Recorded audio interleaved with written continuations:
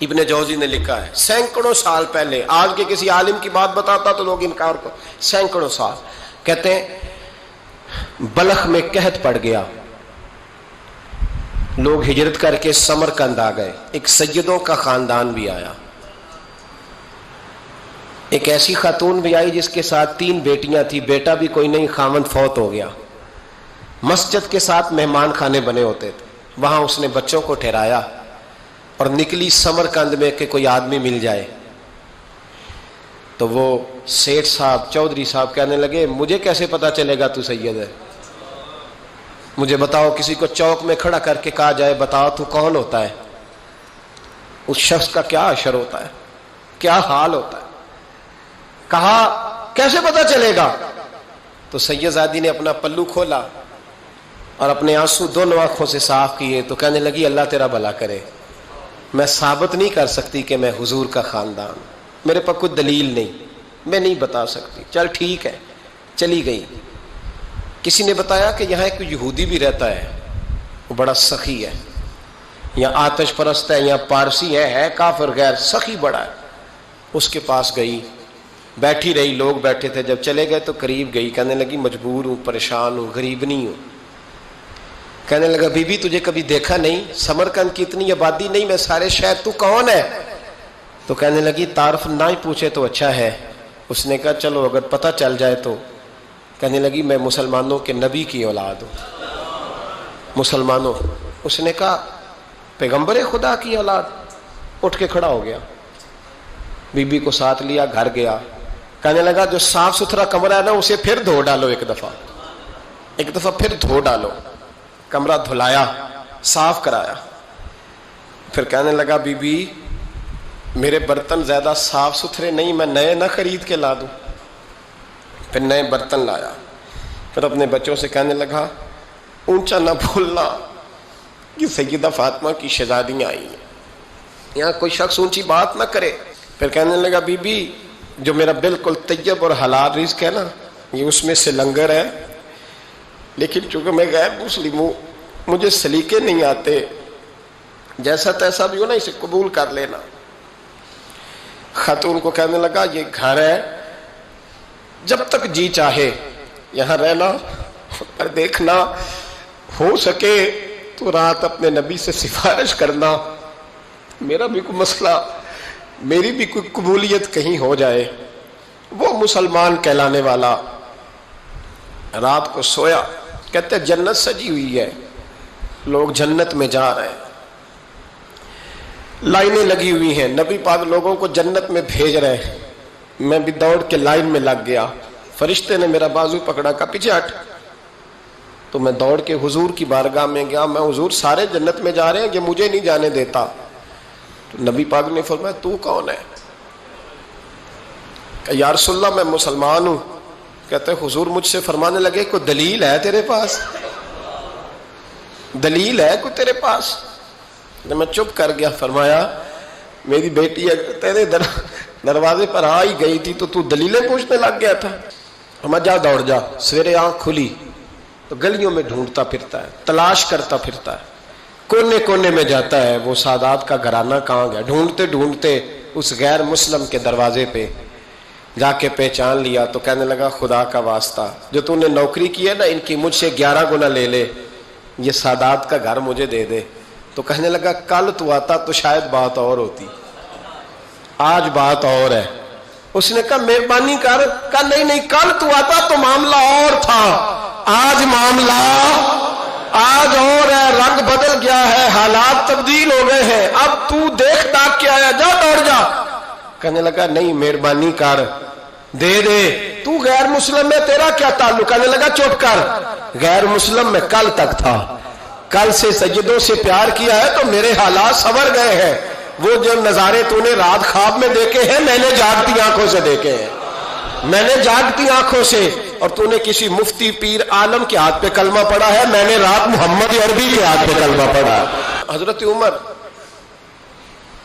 جب نعرہ لگاتے نا تو کیسر و کسرا کانپتے، سفیر آتے روم کے ملنے کے لیے تو کہتے جاؤ عمر نفل پڑھ رہے ہیں، ٹائم کوئی نہیں۔ ایک دن اندر میٹنگ ہو رہی تھی، حضرت عمر میٹنگ میں بیٹھے تھے، آپ کے بیٹے ملنے آئے عبداللہ ابن عمر. ابا جی اندر آ جاؤ. فرمایا دروازے پہ کھڑا ہو, میں ضروری بات کر رہا ہوں, اندر نہ آنا. جناب عبداللہ ابن عمر کہتے ہیں میں دروازے پہ کھڑا ہو گیا. تھوڑی دیر گزری تو امام حسین بھی آ گئے. ایک حدیث میں ایک روایت میں امام حسن کا لفظ بھی ہے. امام حسین آئے, آ کے عبداللہ ابن عمر سے کہنے لگے عمر فاروق اندر ہیں؟ تو کہا وہ اندر تو ہے. تو کہا آپ کیوں دروازے پہ کھڑے ہیں؟ کہنے لگے ابا جی نے کہا ہے یہاں انتظار کرو, میں کوئی ضروری بات کر رہا ہوں. لیکن شہزادے میرے لیے کہا ہے, میرے لیے, آپ جانا چاہیں تو چلے جائیں. امام حسین کہنے لگے امیر المومنین کوئی بات کر رہے ہوں گے, میں ظہر کے وقت مسجد میں مل لوں گا, ظہر کا ٹائم آئے گا نا تو میں مسجد میں مل لوں گا. یہ کہہ کے چلے گئے. حضرت عمر باہر آئے تو حضرت عبداللہ ابن عمر سے کہا کہ کوئی آیا تو نہیں؟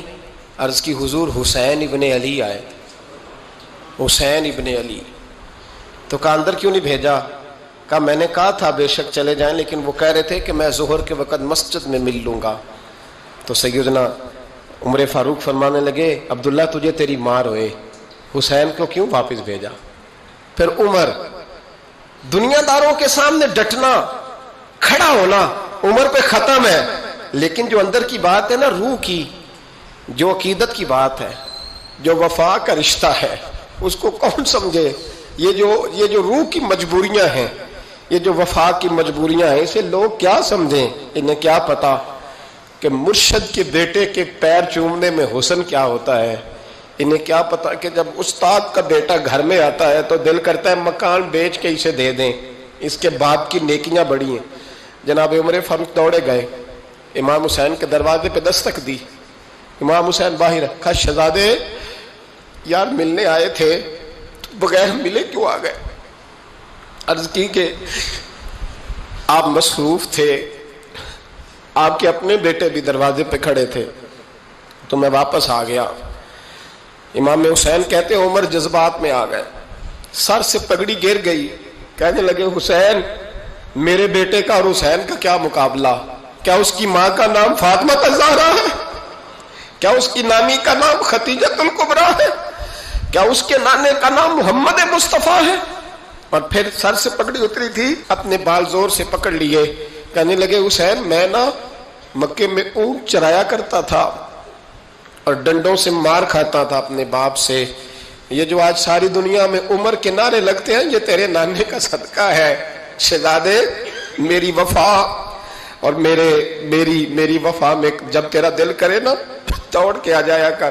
عمر تو لوگ, ایک دن امام حسین نے آ کے نا جناب فاروق اعظم سے کہا, خطبہ دے رہے تھے بچوں کی طبیعت شروع میں, پتہ نہیں کیا بات آئی امام حسین کے دل میں, کہنے لگے عمر نیچے اترو, یہ میرے نانا کا ممبر ہے.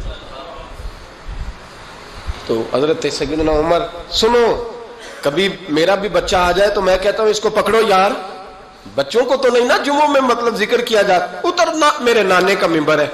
جناب عمر اتر کے نیچے کھڑے ہو گئے, تو کہا جا کے اپنے نانے کے ممبر پہ بیٹھ. تو حضرت عمر رو پڑے, کہنے لگے شہزادے میرے نانے کا ممبر ہی کوئی نہیں ہے ہی نہیں, یہ ممبر یہ مصلی یہ تیرے نانے کی شان ہے, میرے نانے کا کوئی ممبر نہیں, تیرے ہی نانے کا ممبر ہے. تھوڑی دیر کھڑے رہے تو امام حسین کہنے لگے اچھا کوئی نہیں آپ کے نانے کا ممبر کا نہیں, کہا چلو پھر میرے نانے کے ممبر پہ بیٹھ جاؤ, چلو خیر ہے, کوئی نہیں آپ کے نانے کا, کہا نہیں, تو کہا کوئی نہیں پھر میرے نانے کے. جب حضرت عمر بیٹھے تو بڑا شاندار جملہ کا فرمانے لگے میں ممبر پر مرضی سے نہیں بیٹھا تھا, مجھے ابو بکر نے بٹھایا تھا, اور پھر حسین کے کہنے پہ میں اترا ہوں, اب مجھے حسین نے بٹھایا ہے, اب کسی کی جرت ہے تو عمر کو اتار کے دکھائے, اب میں حسین کا تیری نسل پاک میں. یار کتنی بے شرمی کی بات ہے, لوگ امام حسین کو باغی کہے.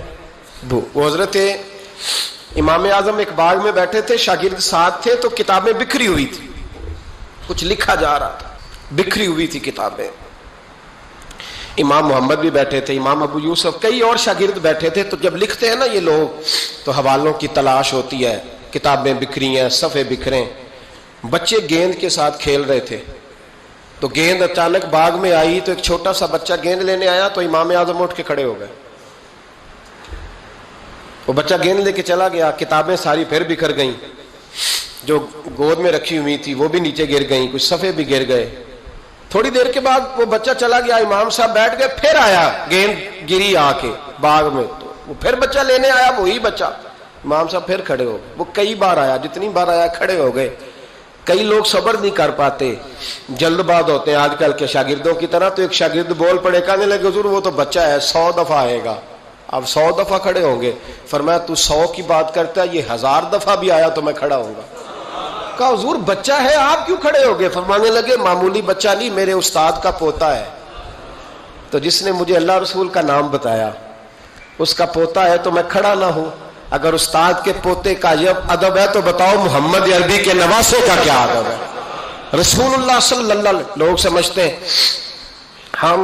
ہم قائل نہیں ہیں وہ والی شہادت بیان کرنے کے جس میں کہتے ہیں ہائے حسین تو سکینہ تو زینب. ہمارے بزرگوں نے ہمیں یہ سبق, ہمارے بزرگوں نے ہمیں بتایا کہ امام حسین کی شہادت اس طرح بیان کرو کہ نوجوانوں میں جذبہ جہاد پیدا ہو, عورتیں صبر کا پہاڑ بن جائیں. اس طرح شہادت ہم وہ والی. لیکن ایک بات ضرور ذہن میں رکھیں, یہ جو لوگ کہتے ہیں نا بڑے مظلوم تھے پانی نہیں آ سکا, میرے سے حوالہ دیکھے جس نے دیکھنا ہے, میرے سے حوالہ دیکھے. میرے سے حضرت امام حسین میدان کربلا میں تھے تو تھوڑی سی جگہ کھود کے نا امام حسین نے تو خندق کھودی. خندق کھودنا عرب کا رواج تھا, مدینے میں بھی خندق کھودی گئی, اس کا نام ہی جنگ خندق. تو خندق کھود کے نا آگ جلائی جاتی تھی, یہ حفاظت کا ایک ذریعہ تھا تاکہ دشمن نہ آئے. تو امام حسین نے اپنے خیمے کے سامنے خندق کھود کے اس میں آگ جلائی تاکہ پردہ رہے, عورتوں کے پاس کوئی دشمن نہ آئے. تو ایک شخص سامنے کھڑا ہو کے کہنے لگا حسین تو نے دنیا میں ہی آگ جلا لی ہے. معاذ اللہ ثم معاذ اللہ. کہنے لگا آگے تو آگ ملے گی, یہاں جلا لی ہے. تو امام حسین کہنے لگے میں حکم دیتا ہوں آگ کو کہ تجھے ابھی پکڑ لے. لوگ کہتے ہیں مظلوم تھے, میں حکم دیتا ہوں آگ کو تجھے ابھی پکڑ لے. یہ لفظ امام حسین نے کہے. میں 3 کتابیں تو میری لائبریری میں ابھی ہیں جن میں حوالہ ہے, 3 کتب سے, اور آج کل پرسوں کی کتاب نہیں, سینکڑوں سال پرانی. جب کہا نا میں حکم دیتا ہوں تو وہ آدمی گھوڑے سے نیچے گرا, گھوڑے سے نیچے گرا, اور گھوڑے کی رکاب کے اندر اس کا پیر الجھا. گھوڑا ڈر کے اتنا دوڑا کہ جا کے اس آدمی کو آگ میں پھینک دیا. امام حسین کے سامنے جل کے مر گیا. یہ حسین ابن علی ہے. یہ ابھی حکم دیتے تو فرشتے ابھی آ جاتے, یہ ابھی بات کرتے تو ساری دنیا کی فوجیں ابھی اکٹھی ہو جاتی, یہ ابھی حکم دیتے تو ابھی آ جاتے. اور سنو, اگر جناب اسماعیل کے لیے دمبا آ سکتا ہے تو وہ تو حضرت ابراہیم کے بیٹے تھے, اور یہ تو مصطفیٰ کی اولاد ہے, ان کے لیے کیا کچھ نہیں ہو سکتا. لیکن امام حسین نے پسند کیا تھا کربلا کے جہاد کو, اس کو پسند کیا تھا مولا علی نے, وہ اپنی پسند پہ تھے. کوئی آدمی اس طرح نہ بیان کرے کہ بڑے مظلوم تھے تو بڑی مشکل میں تھے تو بڑا روتے تھے بڑے, اور کوئی شخص ایسی بات. یہاں تو تماشا لگ گیا ہے, تماشا لگ گیا ہے. ایک وہ ہے جو آج کل کہہ رہے ہیں بس جی وہ تو 2 شہزادوں کی جنگ تھی, انہیں بھی شرم نہیں آتی, اور ایک ممبروں پہ چڑھے ہوئے ہیں, چہرے پہ داڑھی کوئی نہیں, سر پہ ٹوپی کوئی نہیں, بازاری سا انداز ہے, کبھی دوڑ کے ادھر جاتے ہیں, کبھی بھاگتے ہیں, کبھی کہتے ہیں اونچا بولنا, پیروں پہ کھڑا ہونا. یہ لوگ بیان کریں گے امام حسین کی بات, یہ لوگ بیان کریں گے. بیبیوں کے مصائب پڑھ رہا ہوں, وہ اور بیبیاں ہوتی ہیں جو ہائے ہائے کرتی ہیں, واہ ویلا کرتی ہیں. یہ میرے نبی کا خاندان ہے, یہ میرے نبی کا خاندان ہے, نبی کا خاندان. میں حوالہ دکھاؤں گا, مجھ سے سنو حوالہ. حضرت سیدہ زینب نے سارے جنازے دیکھے, بھتیجوں کو, بھانجوں کو, سب کو شہید ہوتے دیکھا. عورتیں ڈرتی میت کو ہاتھ نہیں لگاتی, چیختی ہیں بیبیاں. لیکن حضرت جناب زینب نے پتہ کیا دیکھا تھا, وہ سننا ذرا. امام حسین کی لاش مبارک کربلا میں پڑی تھی, اور امام حسین کا سر کاٹ کے نیزے پہ چڑھایا گیا تھا, اور وہ بیبیوں کے سامنے خالی سر چل رہا تھا, اور سینکڑوں میل کا سفر کر کے دمشق کے بازاروں سے گزرتا وہ سر گیا. آج میں سر کی بات نہیں کرتا, سر کی.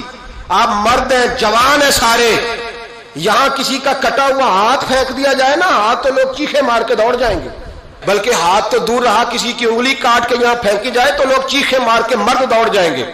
لیکن کٹا ہوا سر دیکھا, لاشیں دیکھے. یزید کا دربار آیا, بی بی صاحبہ کو نا ایسے عورتوں نے اپنے حالے میں لیا ہے. سیدہ زینب وہاں بیٹھ گئیں. تو جب بولا نا یزید دربار میں, کہنے لگا کہ دیکھو اللہ نے عزت والوں کو عزت دی, معاذ اللہ ثم معاذ اللہ. اور میرے مخالفین کا کیا حشر ہوا جب اس نے دیکھیں نا، ایک آدمی مجبور ہے، مقہور ہے، اتنا لمبا سفر ہے، غربت ہے، پیاس ہے، بیماری ہے، کیا انداز ہے جب اس عالم میں یزید کے دربار میں اس نے گستاخی کی امام حسین کی. یہاں لوگ کہتے ہیں کسی کو کچھ نہ کہو، کیوں نہ کچھ کہیں. جو سیدنا امام حسین کے بارے میں بات کرے گا زبانیں کھینچیں گے اس کی، جو صحابہ کے بارے میں بات کرے گا ہم کرنے دیتے ہیں. یہ کیا بات ہوئی؟ گستاخی کرنا، بے ادبی کرنا، یہ کون سا دین ہے؟ یہ تو تم بے دینی پھیلا رہے ہو. سنو، جب اس نے بے ادبی کی تو سیدہ زینب چپ نہیں رہی، بلکہ حضرت زینب بولی اور کھڑی ہوئی، اور آپ نے تلاوت کی قرآن مجید کی اور آیتیں پڑھی، کہنے لگی وَتُعِزُّ مَن تَشَاءُ وَتُذِلُّ مَن تَشَاءُ بِیَدِکَ الْخَیرُ. اور آپ فرمانے لگی یزید تو کہتا ہے تیرے مخالفین پسپا ہو گئے، تجھے عزت ملی. آپ فرمانے لگے یہ تیرا دربار ہے نا، یہ تیرا سجا ہوا ہے نا، تیرا اس وقت ڈنڈا چلتا ہے نا. فرمانے لگی چند سال ٹھہر جا، تیرے اوپر لوگ لعنتیں برسائیں گے. اور فرمایا جب جمعے پڑھے جائیں گے تو لوگ میرے حسین کے نام کے خطبے پڑھیں گے. فرمایا آج یہ تیرا دربار ہے نا. حضرت نعمان بن بشیر صحابی رسول تھے، وہ کہتے ہیں میرے قریب ایک نابینا صحابی بیٹھا تھا، سنو سنو حوالہ میں دکھاؤں گا. کہنے لگے میرے قریب اس وقت یزید کے دربار میں ایک نابینا صحابی بیٹھے تھے، جب بی بی زینب نے یہ بات کی نا تو وہ نابینا صحابی میرا ہاتھ پکڑ کے کہنے لگے نعمان علی آ گئے، یہ تو علی کی آواز ہے، علی آ گئے. جبریل امی بول رہے ہو جیسے، حکمت کے گوہر رول رہے ہو جیسے، دربار دمشق میں وہ زینب کا خطاب منبر پہ علی بول رہے ہو جیسے. کہنے لگے علی آ گئے، علی، یہ تو علی کی آواز ہے. جناب نعمان بن بشیر کہنے لگے نہیں، علی جب بولتے تھے تو بڑا رنگ ہوتا تھا، ابھی تو زینب کھل کے بول ہی نہیں رہی، ابھی تو زینب ستائی ہوئی ہے، ابھی تو زینب زخم کھا کے آئی ہے، ابھی تو زینب پیاسی ہے. کاش زینب تر و تازہ ہوتی تو زینب خطبہ پڑھتی تو علی کی طرح گرجدار آواز نکلتی. یزید کے محل کانپتے، جبریل امی بول رہے ہوں جیسے، حکمت کے گوہر رول رہے ہوں جیسے، دربار دمشق میں بی بی زینب کا خطاب منبر پہ علی بول رہے ہوں جیسے. وہ مسکینوں کی طرح منتیں نہیں کر رہے تھے، ہائے پانی ان کا مزاج ہی نہیں تھا، بلکہ وہ دلیر لوگ تھے، دلیر، اور بر موقع بر محل بولتے تھے. یزید آیا دربار میں، جب یہ سارا قافلہ وہاں پہنچا تو یزید دربار میں آیا، اور جب وہ دربار میں آیا تو بادشاہوں کا طریقہ ہے، گاڑیاں، اب ہمارے بادشاہوں نے روٹر والی گاڑیاں رکھی ہوئی ہیں، وہ یوں چلتی ہیں، شور ہوتا ہے پیچھے. اس زمانے میں کہا جاتا تھا با دبا ملاحظہ ہوشیار، پیچھے ہٹ جاؤ، نعرے لگنے لگے. تو یزید کا ایک ناخلف بیٹا امام زین العابدین سے کہنے لگا تیرا باپ کہاں ہے؟